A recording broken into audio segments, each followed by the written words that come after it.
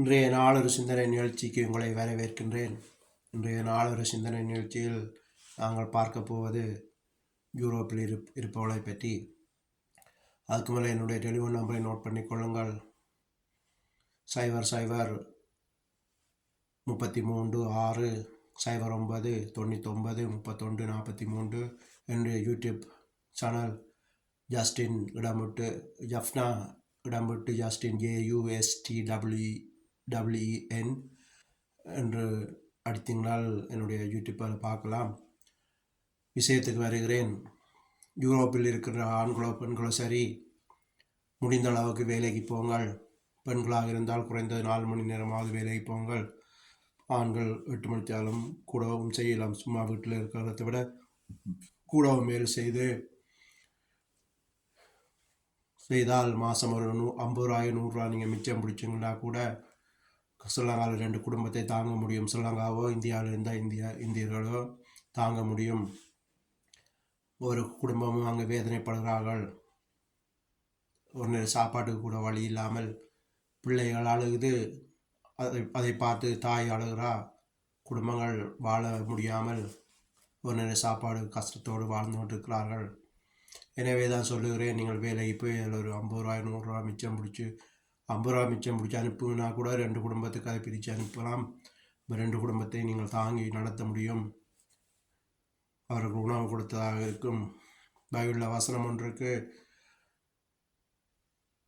நீங்கள் உணவு போடும்போது உங்களை அறியாமல் தேவதூதருக்கு நீங்கள் உணவளிக்கிறீங்கன்னு சொல்லி அதுதான் சொல்லுகிறேன். நீங்கள் 2 குடும்பத்தையாவது தாங்கி வழிநடத்துங்கள். உங்கள் குடும்பம் ஆசிர்வதிக்கப்படும், உங்கள் சந்ததி ஆசிர்வதிக்கப்படும்.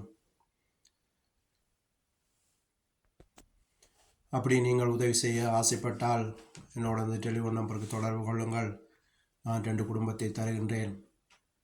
இந்தியர்களாக இருந்தால் இந்தியாவுக்கும், ஸ்ரீலங்கா இருந்தால் ஸ்ரீலங்காவுக்கும் உங்களுடைய விருப்பத்தின்படி நீங்களே நான் அவங்களுடைய தொடர்பை ஏற்படுத்தி விடுகிறேன். நீங்களே மாதம் அவங்களுக்கு உங்களால் முடிந்த உதவிகளை செய்து கொள்ளுங்கள். அந்த குடும்பம் தப்பித்து இந்த உலகத்தில் வாழும். வார உபத்திர காலங்கள், பஞ்சகாலம், இப்போவே பஞ்சம் துவங்கிவிட்டது. வாழ வழி இல்லாமல் வேதனைப்படுகிறார்கள். எனவே தான் சொல்லுகிறேன், சும்மா வீட்டுக்குள்ளே இருந்து நாடகங்களையும் படத்தையும் பார்த்து கொண்டிருக்காமல் முடிந்த அளவுக்கு உழையுங்கள். எல்லாராலும் உழைக்க முடியாது. சில பேர் உழைக்க ஆசைப்பட்டாலும் அது முடியாது. என்னெல்லாம் பார்த்தீங்கன்னா 22 வயசு வரைக்கும் ஸ்ரீலங்காவில் இருந்தேன். அப்போ நான் எத்தனையோ தொழிலுக்கு போயிருக்கிறேன். போயும் போதிய வருமானம் வராது. அப்படியான காலங்களும் இருக்குது. ஆனால் இப்போ சில பேருக்கு அப்படி இல்லை. உழைக்கக்கூடிய சந்தர்ப்பங்கள் இருக்கும், ஆனால் வேலைக்கு போக மாட்டார்கள். அவர்களுக்காகத்தான் சொல்லுகிறேன், முடிந்த அளவுக்கு போங்கள். சோம்பலுக்கு இடம் கொடுத்தீங்கன்னு சொன்னால் சோம்பல் பிடிச்சிடும். அது பிறகு உழைக்க விருப்பம் வராது. வீட்டுக்கே இருந்து நாடகம் பார்த்து பழகினாலும் அது அப்படியே பழகிடும். வேலைக்கு போகும்போது அது அப்படியே உற்சாகமாக வந்துடும், சுறுசுறுப்பாக இருக்கும். உங்களுக்கும் மனது, பெண்களாக இருந்தால் உங்களுக்கும் மனதுக்கு ஒரு ஆறுதல் கிடைக்கும். வீட்டுக்குள்ளே இருக்கிறத விட வெளியில் போய் வரும்போது ஒரு புத்துணர்வு கிடைக்கும். ஒரு குடும்பத்தை நீங்கள் தாங்குறீங்கன்னு சொல்லி உங்களுக்குள்ள ஒரு வைராக்கியம் வரும். கடவுள் உங்களை ஆசீர்வதிப்பார். ஏழைக்கு இறங்குறவன் கடவுளுக்கு கடன் கொடுக்குறான்னு சொல்லி பைபிள் வசனம் ஒன்று இருக்குது. எனவே தான் உங்களிடம் கேட்டுக்கொள்கிறேன், 2 குடும்பத்தை தாங்கி வழி நடத்துங்கள். 50 யூரோ கொடுத்தாலே காணும் 2 குடும்பத்தையாவது நடத்தலாம். அவர்கள் ஒரு சோத்தை போட்டு தண்ணியை விட்டாவது அது கஞ்சியாக குடிப்பார்கள். எனவே இதனோடு சொல்லுகிறேன், எத்தனையோ பெண்கள் டெலிஃபோன் எடுத்து என்னோட அழுகிறார்கள்.